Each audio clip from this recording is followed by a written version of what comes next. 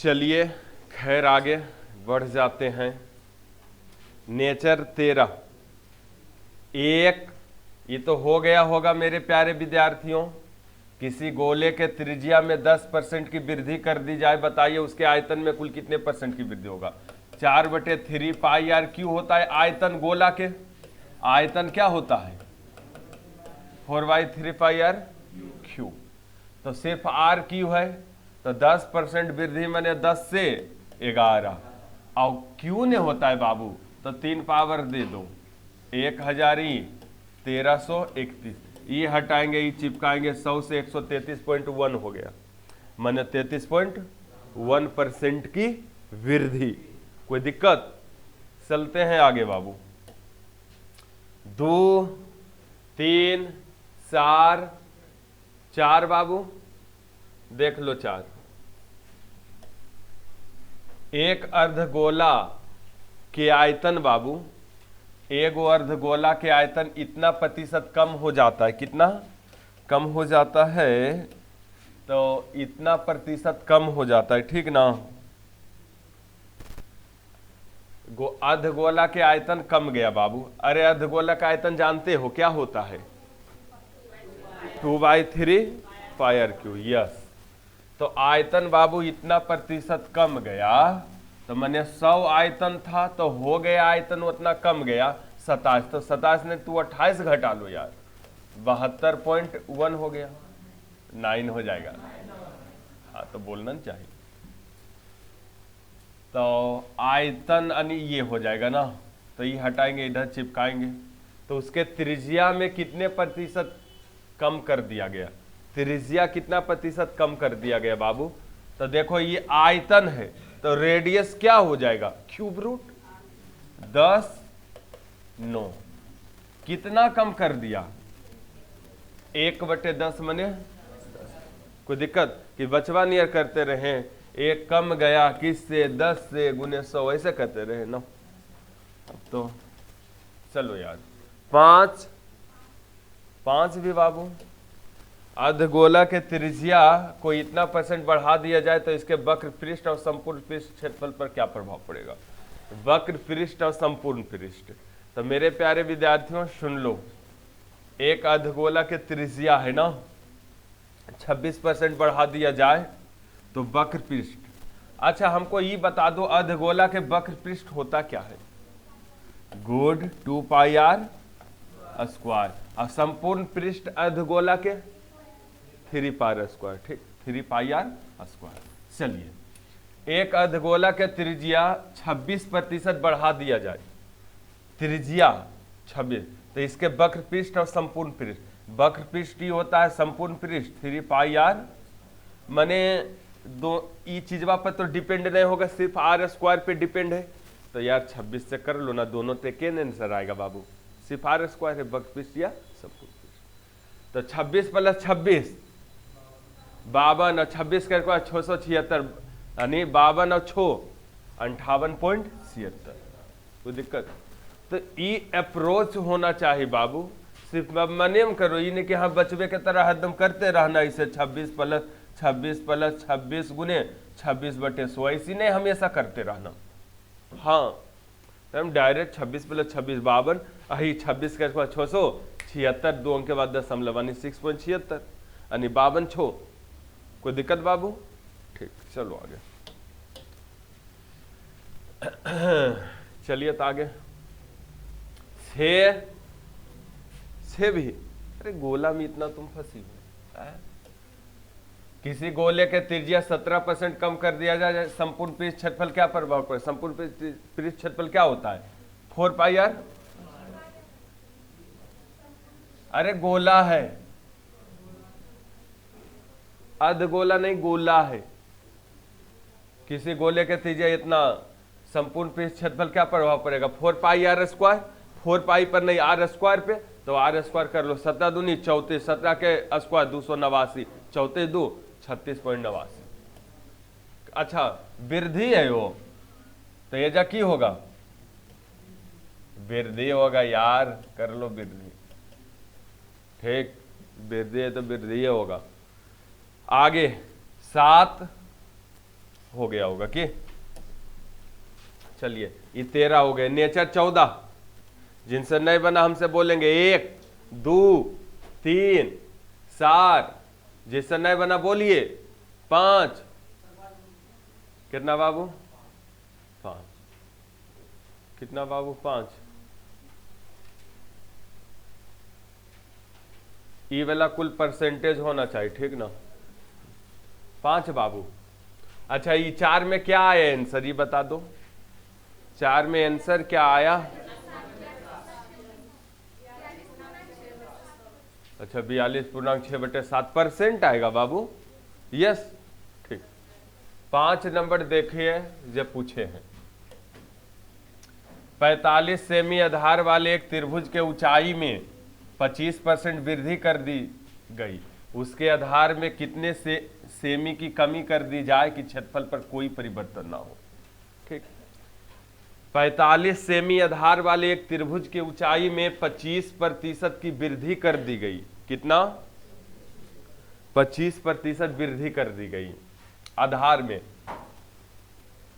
उसके आधार में कितना सेमी की कमी कर दे कि क्षेत्रफल में कोई परिवर्तन ना हो। अच्छा 45 सेमी आधार वाले, अच्छा त्रिभुज के क्षेत्रफल क्या होता है ये बता दो। हाफ गुने आधार गुने, कोई दिक्कत है तो बताना बाबू, आधार हाफ पे नहीं डिपेंड होगा। अरे बाबू ऊंचाई बढ़ाया है 25% बाबू, तो क्षेत्रफल बढ़ेगा कि नहीं बताओ तो हमरा।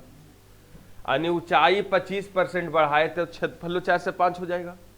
आगे आधार में कितने सेमी की कमी कर दे कि क्षेत्रफल पर कोई परिवर्तन ना हो। आधार में अब कितना सेमी कमी कर देंगे, तो देखो 45 सेमी आधार वाला है, यहाँ 5, और कितना कम करना पड़ेगा? 1। खत्म कहानी।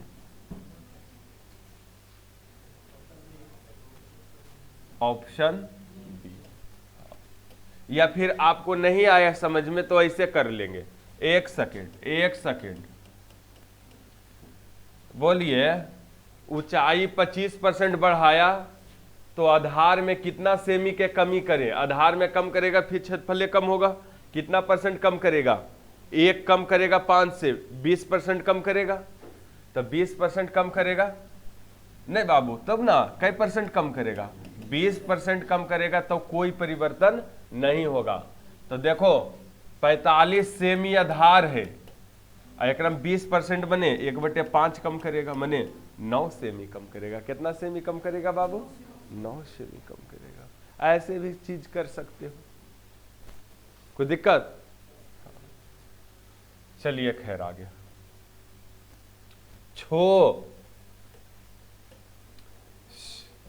बाबू, एक त्रिभुज का क्षेत्रफल 125 सेमी है। यदि उसके आधार में 20% बढ़ा दिया जाए और ऊंचाई 10% बढ़ा दिया जाए तो वो उसका परिवर्तित क्षेत्रफल कितना होगा? अरे सिंपल है यार, ये तो इशू नहीं हो जाएगा।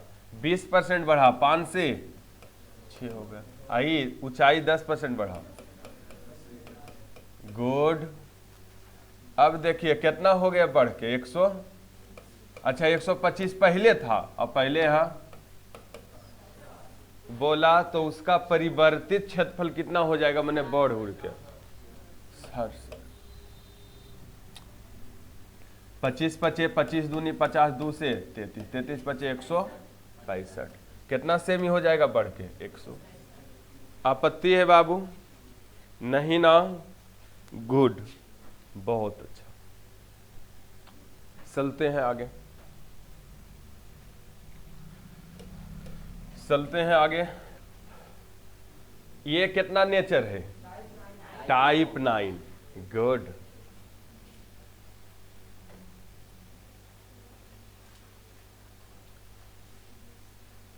अरे ये भी कुछ और नहीं है, वही है T/PE, टाइप 9 है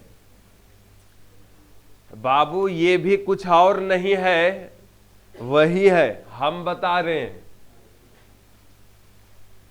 चावल के मूल्य में 20% की वृद्धि हो गई बाबू।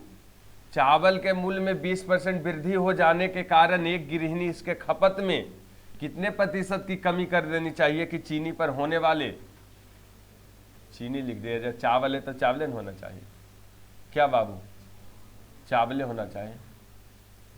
अरे चावल के मूल्य में 20% वृद्धि हो जाने के कारण एक गृहिणी इसके खपत में कितने प्रतिशत की कमी कर देनी चाहिए कि चावल पर होने वाला खर्च में कोई परिवर्तन ना हो। बाबू बहुत ही परसेंटेज का इंपॉर्टेंट क्वेश्चन है, बेहद सिंपल है, पहलों के जैसा है, बोल रहा है ना। अब इस टाइप का क्वेश्चन आएगा कि चाय के मूल्य में 25% या 20% की वृद्धि हो गई, ऐसे रहेगा क्वेश्चन, टाइप रहेगा, इसे समझो। चीनी के मूल्य में 20% की वृद्धि हो गई, एक गृहिणी चीनी को कितना प्रतिशत खपत कम कर दे, यानी कितना खपत कम कर दे या कितना प्रतिशत खपत कम कर दे कि चीनी पर होने वाला खर्च में कोई परिवर्तन ना हो। यानी की होता है ना, चीनी के मूल्य बढ़ गया तो उसका घर के सोचता है कि बजट हम जितना खर्च पहले करते थे तो अभी वो उतने करेंगे खर्च, तो की करना पड़ेगा, चीनी को कम खपत करना पड़ेगा। और उसी अगर चाय ऐसे रहेगा, चाय के मूल्य जो है कम गया, चाय के मूल्य में कमी हो गया 20% की, तो एक गृहिणी इसके खपत में कितने प्रतिशत की वृद्धि कर दे खपत को कि चाय पर होने वाला कोई परिवर्तन ना हो। ठीक, तो पहले तो यहीं तक रुकेंगे, तो सबसे पहले वही टाइप पे देख लो। अच्छा, चावल पर होने वाला खर्च कैसे निकलेगा ये हमको कोई बता दो, क्या? हाँ, मूल्य गुने खपत, मूल्य गुने खपत। बाबू हम बोल रहे हैं कोई घर में चावल, आपका घर में चावल पर कितना रुपया खर्च होता है, कैसे निकलता है जानते हैं? मूल्य गुने खपत। यानी चावल का मूल्य कैसे है, मान लीजिए 30 रुपया पर केजी है चावल के मूल्य, आपका घर में एक मंथ में होता है 10 केजी चावल खपत, तो 300 रुपया नहीं चावल पर खर्च हो रहा है कि नहीं? तो मूल्य गुने खपत, मूल्य गुने खपत। तो मेरे प्यारे विद्यार्थियों सुन लो, अब आप तो जानते हो सक्सेसिव फॉर्मूला कब लगता है, जब दो संख्या गुना के रूप में रहता है। कोई दिक्कत? तो यहाँ भी है कि नहीं, खर्च बराबर मूल्य गुने खपत है गुना के रूप में कि नहीं? तो क्या क्या किया देखो आप, मूल्य जो है 20% बढ़ा दिया रे बाबू, चावल के मूल्य 20% वृद्धि हो जाने के कारण, अच्छा चावल के मूल्य बढ़ाया 20%, तो एक मतलब खर्चों बढ़ जाएगा 20%, यानी 5 से हो जाएगा खर्च 6। आगे, एक गृहिणी इसके खपत में कितने प्रतिशत की कमी कर दे, खपत जो है कितने प्रतिशत की कमी कर दे, बोले अब खपत कितना कम कर दे कि चावल पर होने वाला खर्च में कोई परिवर्तन ना हो, कितना कम कर देगा बाबू? हिट्टे पे है, एक कम करेगा किससे? मन 1/6 के मतलब सॉरी, यही ना होगा, खत्म कहानी। तो पहले के टाइप देख रहे हो कि है? हाँ, कुछ है ही नहीं चेंज। जैसे ये वाला बाबू, चावल के भाव में 40% वृद्धि होने पर किसी परिवार के चावल का वार्षिक खपत में कितने प्रतिशत की कम कर देनी चाहिए कि परिवार का खर्च ना बढ़े? 40% बढ़ गया मतलब 5 से 7 हो गया। अब बोल रहा है चावल के भाव बढ़ा, भाव मने मूल्य, अब खपत कितना कम कर दे कि खर्च पर कोई पर, तो खर्च बराबर मूल्य गुने खपत होबे करता है, तो वो चीज वह लगिए जाएगा फिर सक्सेसिव। तो 40% बाबू भाव बढ़ा है तो खपत भी बढ़ गया, सॉरी खर्च भी बढ़ गया। अब बोलता है कि खपत को कितना कम करेगा, खपत कम करेगा फिर खर्चों कम हो जाएगा ना। खपत को कितना कम करेगा? 2/7 माने 28.4/7%, कितना हो जाएगा?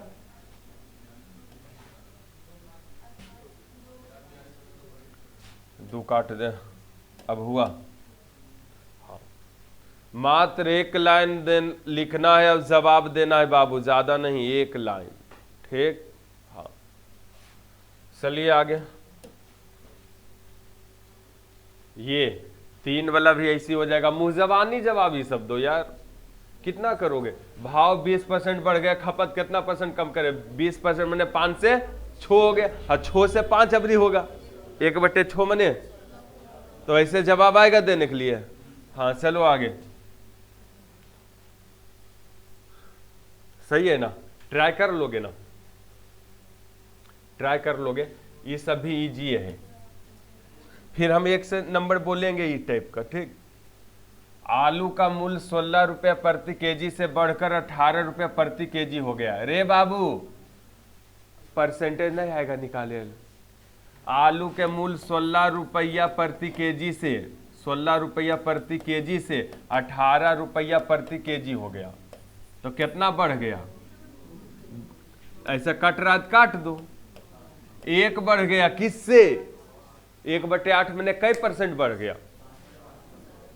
12.5% बढ़ गया। लेकिन इतना भी मत लिखना, डायरेक्ट तू समझना 16 रुपया बढ़ के 18 रुपया हो गया, मने यानी काट लेंगे मने में 8 से 9 हो गया, मने एक बढ़ा किससे? 8 से। 1/8 मैंने 12.5%। कितना बढ़ गया? 12.5%। ठीक है, तो बताइए गृहिणी को इसके खपत में कितने प्रतिशत की कम कर देनी चाहिए कि आलू पर खर्च ना बढ़े? वही चीज यार, आलू कितना 12.5% बढ़ा, मैंने 8 से 9 हो गया। कौन सी? मूल्य। तो मूल्य बढ़ा तो खर्च भी बढ़ा, कहे कि मूल्य खर्च बराबर मूल्य गुने खपत, तो खर्च बराबर होता है ना बाबू मूल्य गुने खपत। तो मैंने मूल्य बढ़ा तो खर्च बराबर की होता है? मूल्य गुने खपत, यानी मूल्य बढ़ा तो खर्चों बढ़ा।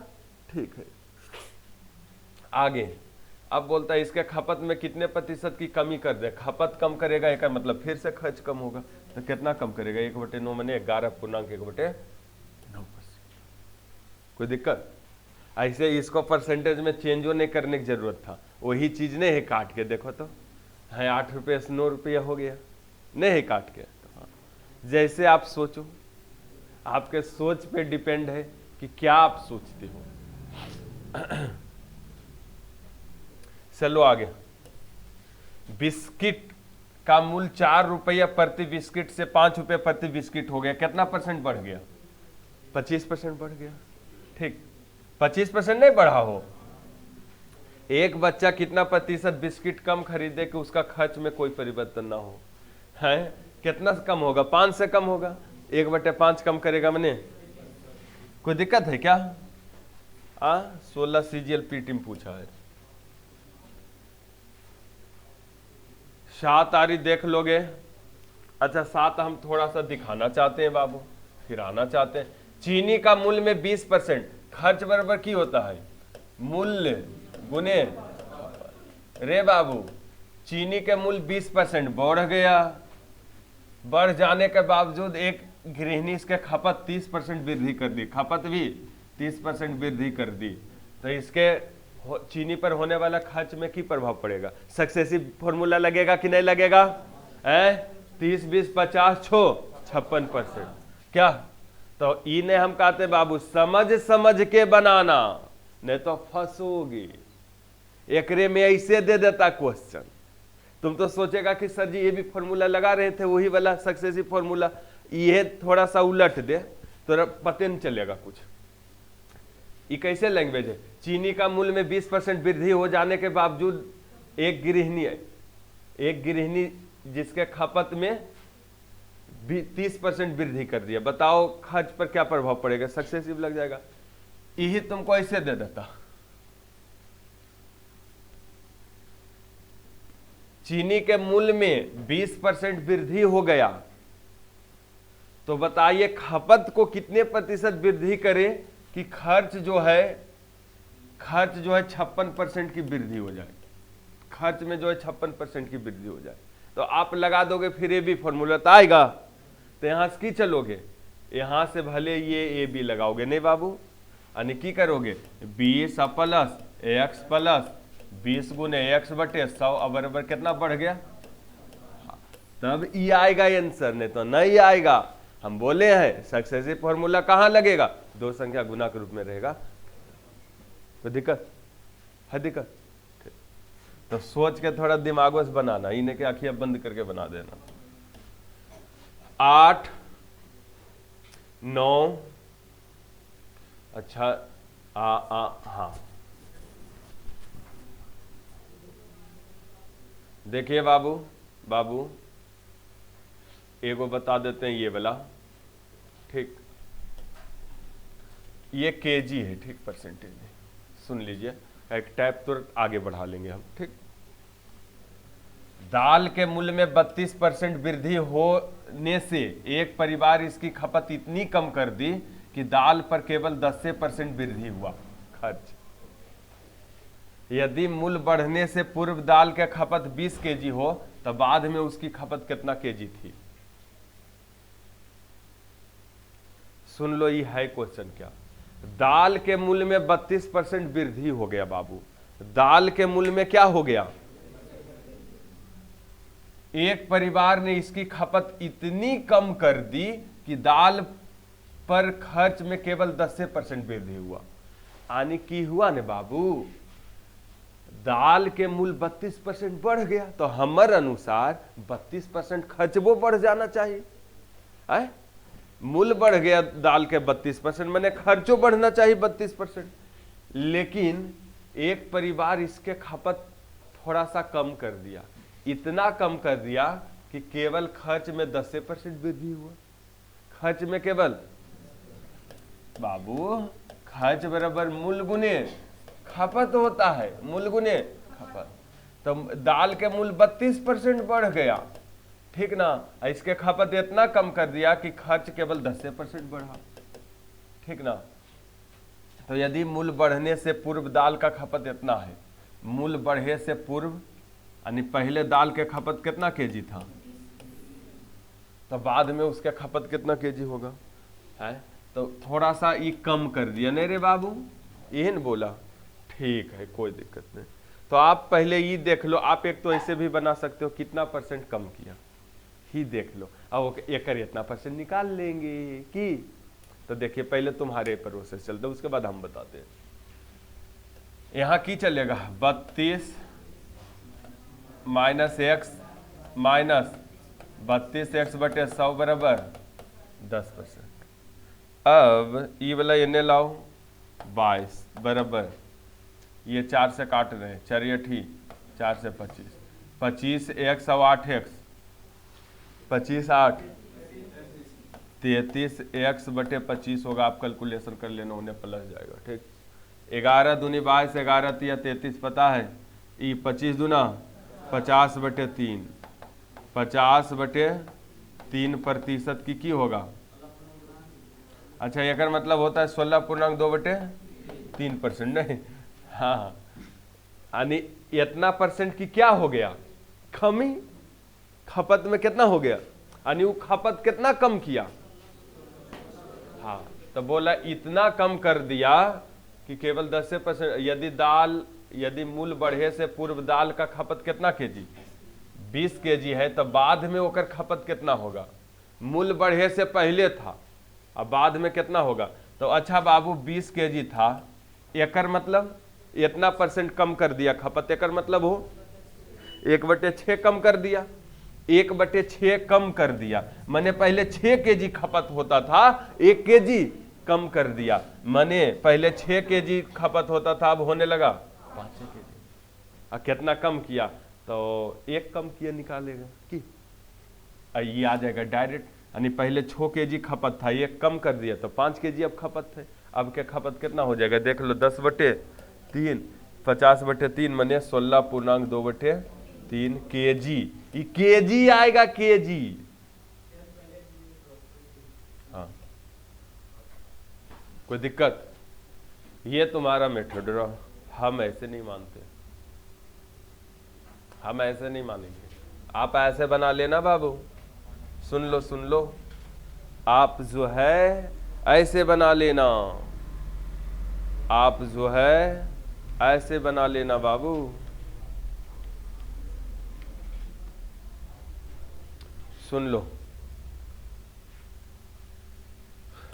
आप ऐसे बना लेना,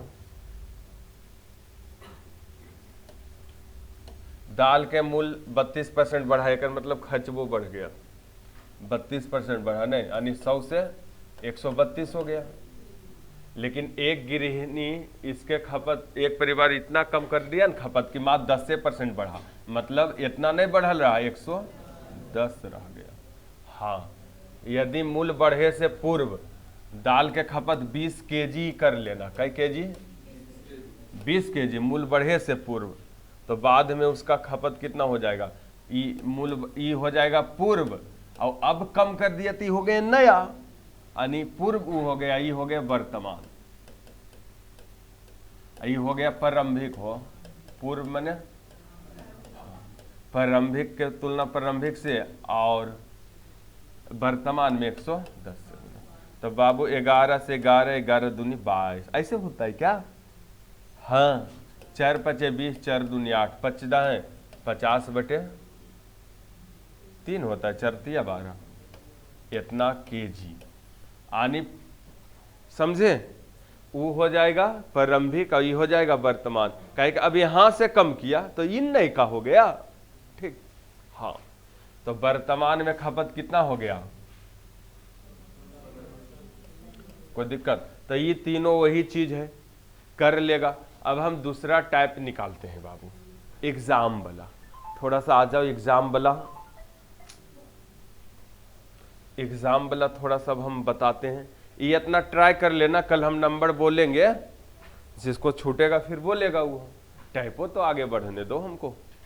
चले बाबू,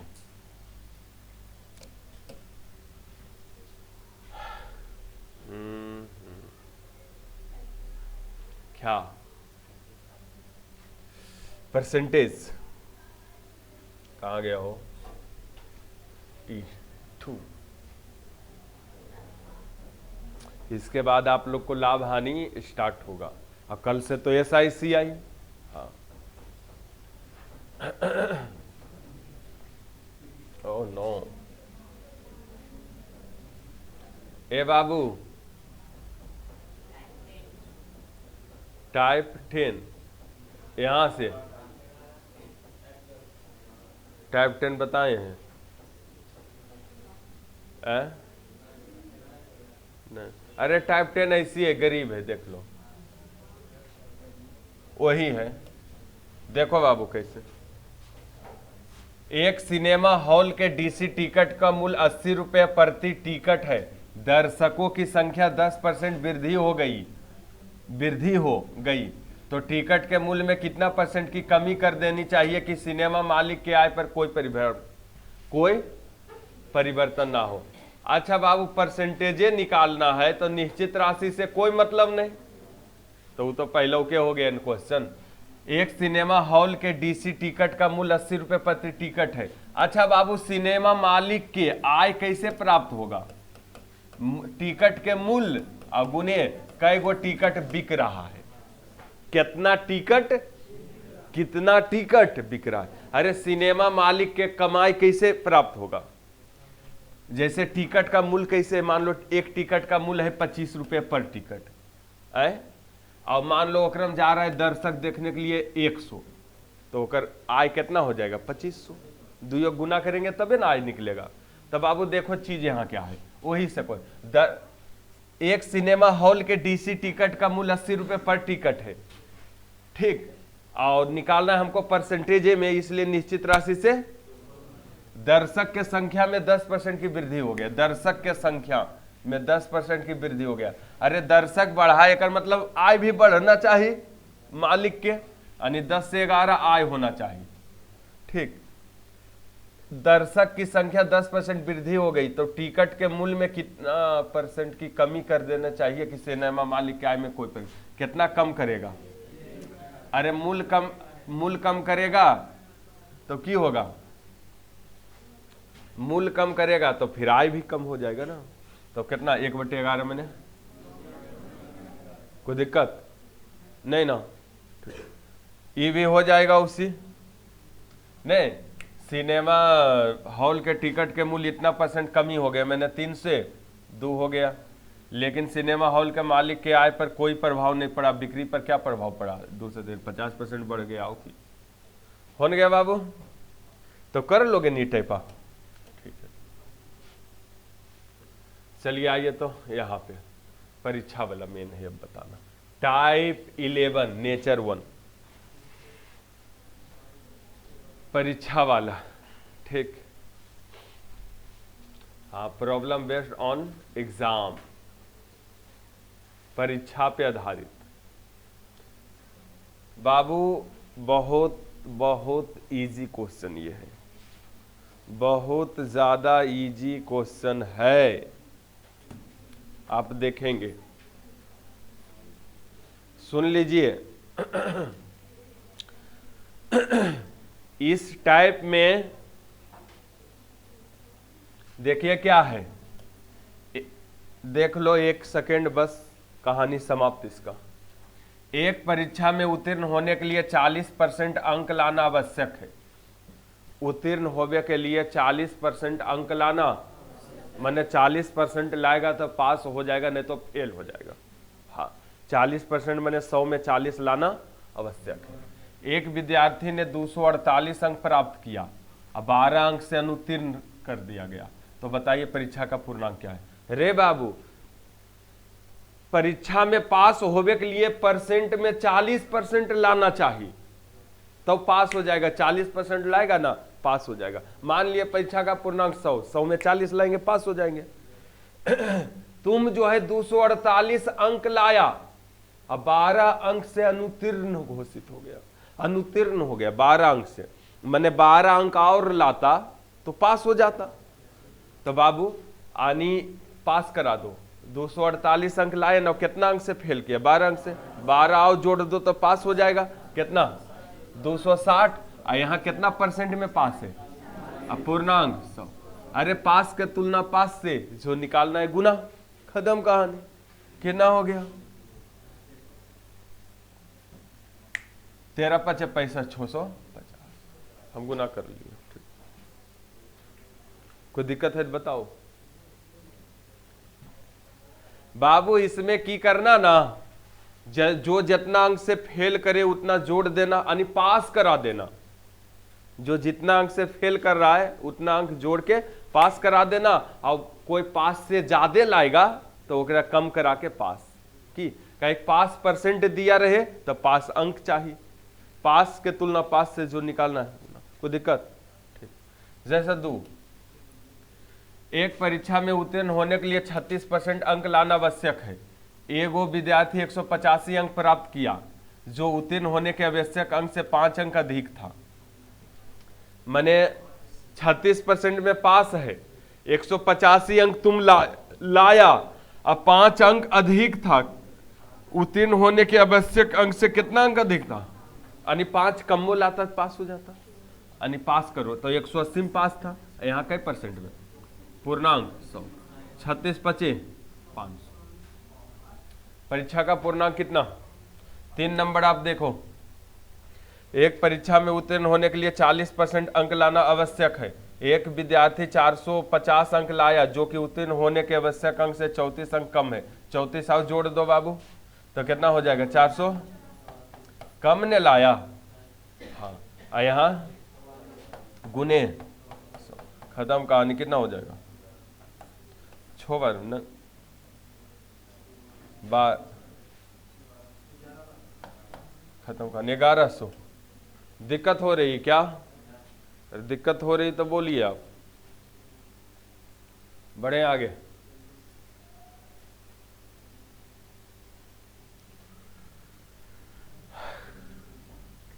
चलिए,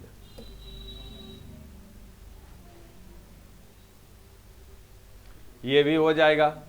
ये देखिए 5 नंबर देखिए, एक परीक्षा में उत्तीर्ण होने के लिए 42% अंक लाना आवश्यक है।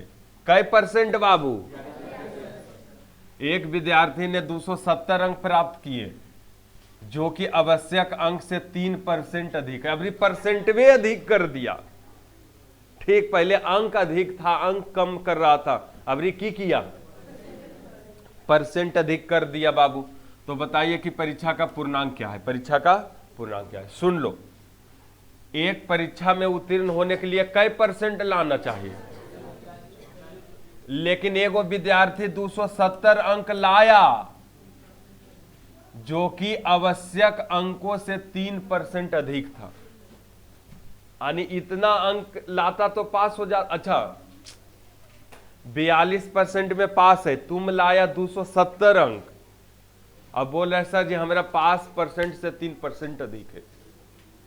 तो एकर मतलब पास तो इतना में था, और 3% अधिक लाया, एक मतलब एकर वैल्यू जो हो गया, इसका वैल्यू जो हो गया बाबू, यानी 3 घटा लो 39 और निकाल रहा कि पूर्णांक 100।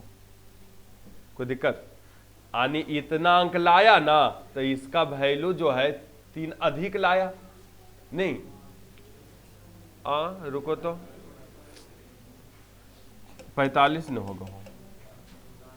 एक परीक्षा में उत्तीर्ण होने के लिए 42% अंक लाना आवश्यक है। एक परीक्षार्थी ने 270 अंक प्राप्त किया, जो कि आवश्यक अंकों से 3% अधिक है। यानी इतना अंक लाया ने हो, 3% अधिक लेकर चलाया, मैंने 42 न 45 हो गया।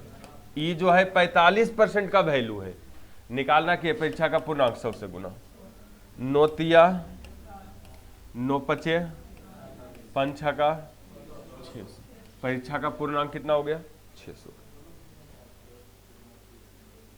परीक्षा का पूर्णांक जैसे ये देखो, एक परीक्षा में उत्तीर्ण होने के लिए 32% अंक लाना आवश्यक है। एक विद्यार्थी ने 240 अंक लाया। कितना अंक लाया? और 2%, इस 7 नंबर में है, उसी में है, और 2% अंक से अनुत्तीर्ण कर दिए गए। अच्छा, इतना अंक लाया, 2% से अनुत्तीर्ण हो गया, माने 32 नहीं, ये वैल्यू 30 है।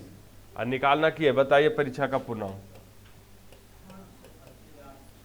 801 का आंसर हो गया। कितना बाबू? परीक्षा का पूर्णांक। ठीक ना? कोई दिक्कत? ठीक, चलो आगे।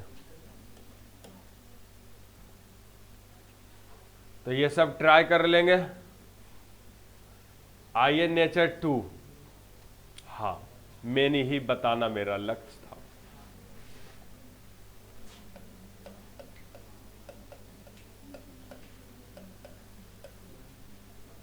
नेचर 2 देखेंगे बाबू, चीज है क्या।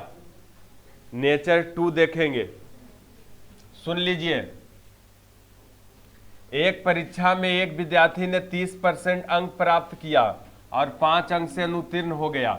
एक अन्य विद्यार्थी 40% अंक प्राप्त करके आवश्यक न्यूनतम अंक से 10 अंक अधिक प्राप्त करता है। बताइए कि परीक्षा का पूर्णांक क्या है, उत्तीर्ण होने के लिए आवश्यक अंक क्या है, उत्तीर्ण होने के लिए आवश्यक प्रतिशत अंक क्या है। 3 क्वेश्चन, बहुत ही सिंपल। पहले जो आ रहा था एक कैंडिडेट वाला था। पहले जो आ रहा था कितना कैंडिडेट वाला? अब जो है 2 कैंडिडेट वाला है। कितना? ज्यादा ही देता है, वो सब इजी के लिए वो दे देता है। ये भी इजी है, दिक्कत नहीं है। तो आइए सुनते हैं कैसे बनेगा। जब भी 2 कैंडिडेट वाला रहे तो सबसे पहले पास बराबर पास कर देना। कौन चीज? फिर आउट साउट बताएंगे, ये भी सौटे है। पास बराबर पास कर देना। कौन चीज? क्या लिखना? पास बराबर पास। ठीक, पास करवा देना। देखो बाबू कैसे पास कराएंगे, सुनो। एक परीक्षा में एक विद्यार्थी 30% अंक प्राप्त किया और 5 अंक से अनुत्तीर्ण हो गया। बाबू एगो विद्यार्थी 30% लाया और 5 अंक से अनुत्तीर्ण हो गया, माने 5 अंक और लाता तो पास हो जाता। पास करा दिया। फेल कर रहा था 5 अंक से, 5 अंक और जोड़ दिए। फेल करेगा जोड़ देंगे, ज्यादा अंक लाएगा घटा देंगे, यानी पास लिखेंगे। अब बराबर है तो बराबर, पास अंक आ गया। 30% अंक लाया, 5 अंक से फेल कर गया, यानी अनुत्तीर्ण कर गया, 5 और लाता तो पास हो जाता। एक अन्य विद्यार्थी 40% अंक प्राप्त करके आवश्यक न्यूनतम अंक से 10 अंक अधिक ले चलाया। एगो 40% अंक लाया बाबू, और जितना आवश्यक अंक था न पास होवे के, ओकरा से 10 अंक अधिक ले चलाया, माने ये 10 अंक कमो लाता तो पास हो जाता। खत्म कहानी, हो गया, बन गया। अब देखिए 40% और 30% उन्ने गया तो 10% हो गया। 10% होगा ना, इधर आ गया बराबर 15। यानी 10% का वैल्यू कितना हो गया? अब रुकिए, अब रुकिए बाबू। आप 5 से भी परीक्षा का पूर्णांक क्या है? पहला क्वेश्चन ही है परीक्षा का, तो परीक्षा का पूर्णांक 100 का होता है, ठीक ना? 100% का। तो 100% लाने के लिए इन्हें कितना से गुना? 10 से। 10 से, तो यानी 150 हो जाएगा। परीक्षा का पूर्णांक होगा कि नहीं होगा बताओ पहले। होगा हो।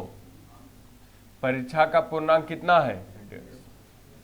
काहे कि इन्हें 10 से गुना करेंगे, 10 दहाएं 100%, इन्हें 10 से 150। परीक्षा का पूर्णांक 150 है। या इसको और काट सकते हो, यहाँ कौन चीज और काट सकते हो, 5 दूनी 5 तिया, कोई दिक्कत, ठीक है। या फिर 1% बराबर की ला सकते हो, 1.5 अंक। कितना अंक 1.5 अंक।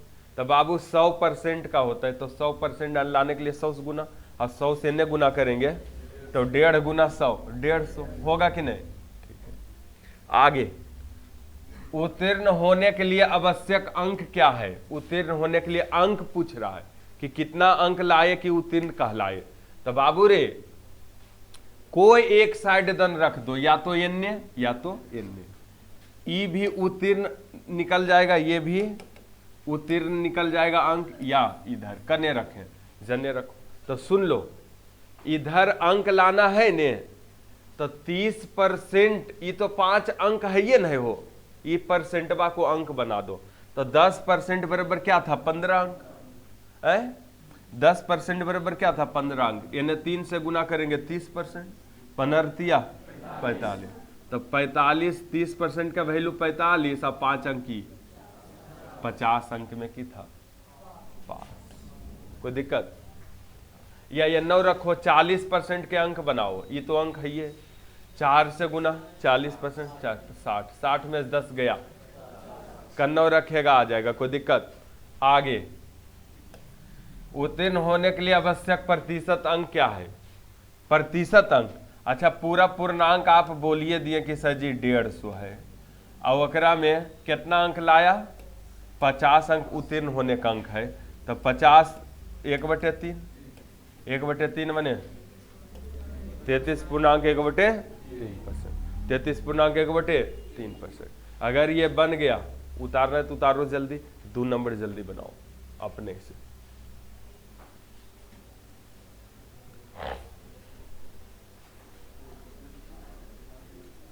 दो नंबर अपने से बनावे के।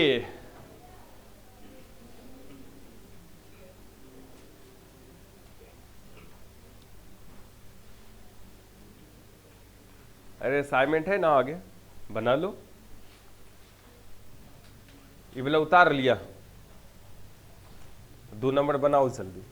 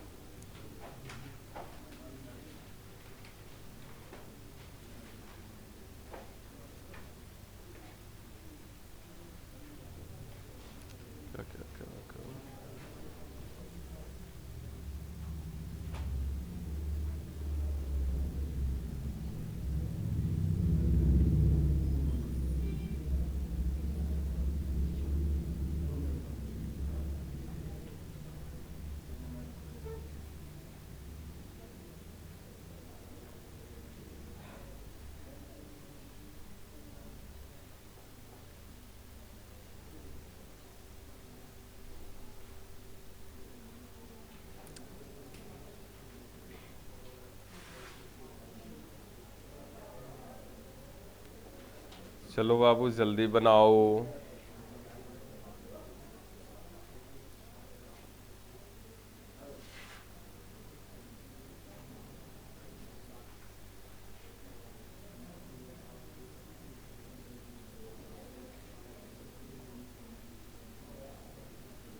बन गया।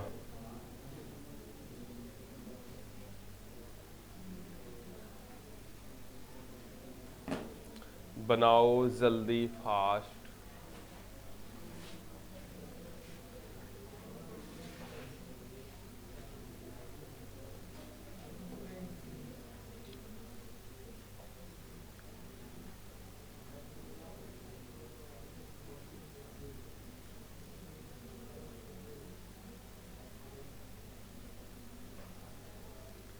हो गया।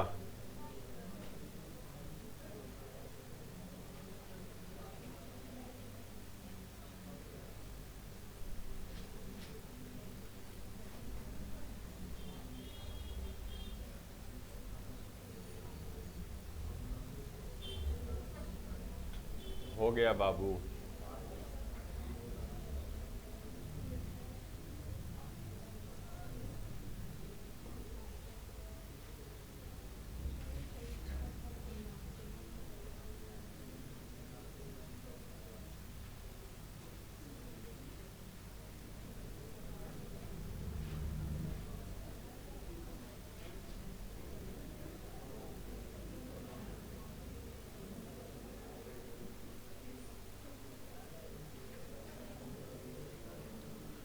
चलो बनाओ जल्दी, उसका नीचे वाला भी बना लो।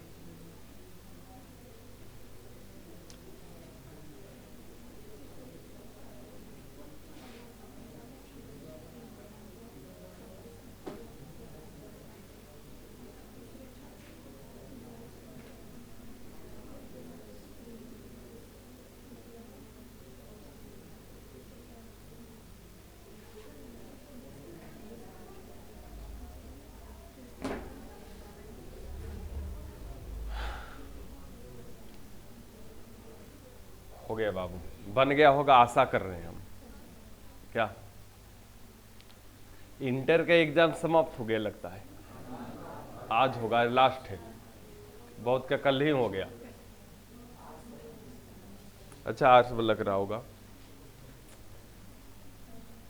ध्यान देंगे बाबू। अच्छा, इस बार बच्चों के लिए नया बैच आ रहा है, दिखेगा इसमें 10 से 11 में। ये कैसा होगा? क्या 10 से 11 रीजनिंग समाप्त होने वाली है, देखने रहे हैं लगभग 15 क्लास और बचल है, 20 क्लास। क्या सब चीज रीजनिंग में, उसमें भी सब चीज पढ़ा दिए शुरू से लो, फिगर काउंटिंग, अल्फाबेटिकल सीरीज। हाँ, कोडिंग डिकोडिंग कम दिन क्या है। हाँ, पासा नहीं, घन घनाभ, ब्लड रिलेशन। क्या और कौन कौन सी पढ़ा दिए? साइलोलिज्म पढ़ा दिए, सिटिंग अरेंजमेंट पढ़ा दिए, और हाँ पजल आरी सब था, डिक्शनरी आरी था, जम्बलिंग था, और बहुत सारा चैप्टर जो कि एक कंप्लीट कोर्स जो होना चाहिए टोटल बताएं, ठीक ना। हाँ, रीजनिंग का कुछ और बचा हुआ है तो लगभग हो भी जाएगा 15 क्लास में, कहीं कि उसमें कैलेंडर बता रहे हैं। अब छोटा मोटा जो भी है मैट्रिक सारी, तो वो सब आधा क्लास के काम है, ज़्यादा नहीं, तो वो सब हम कर देंगे। इस तो 10 से 11 में बाबू, ए हल्ला मत करो, हल्ला काहे कर रहे हो? तो 10 से 11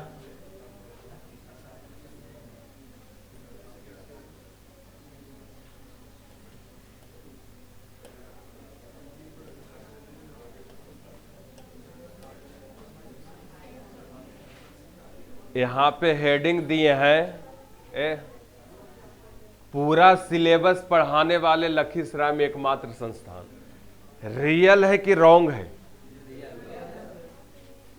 आप पता करना सबसे पहली बात ये, कंपटीशन में क्या सिलेबस पूरा होता है कोई भी कोचिंग में? यहाँ ना के बराबर।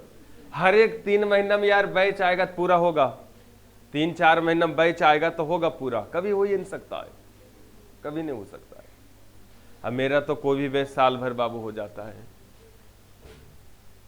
तो इसलिए ऊपर हेडिंग दिए हैं, पूरा सिलेबस पढ़ाने वाले लखीसराय में एकमात्र। हाँ, न्यू बैच जो है बाबू, मैथ और रीजनिंग 22 फरवरी, कितना फरवरी?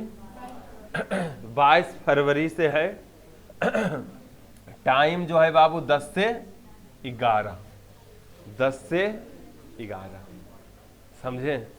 जिसका वेट था आप लोग के साथी उथी होंगे तो अपना कर देंगे, कोई दिक्कत नहीं। क्या फर्स्ट बैच है अपना कर लेंगे, न्यू विद्यार्थी जो भी हैं, ठीक। 10 से 11 तो आज रहने दीजिए, आप लोग भी बना के आएंगे होमवर्क।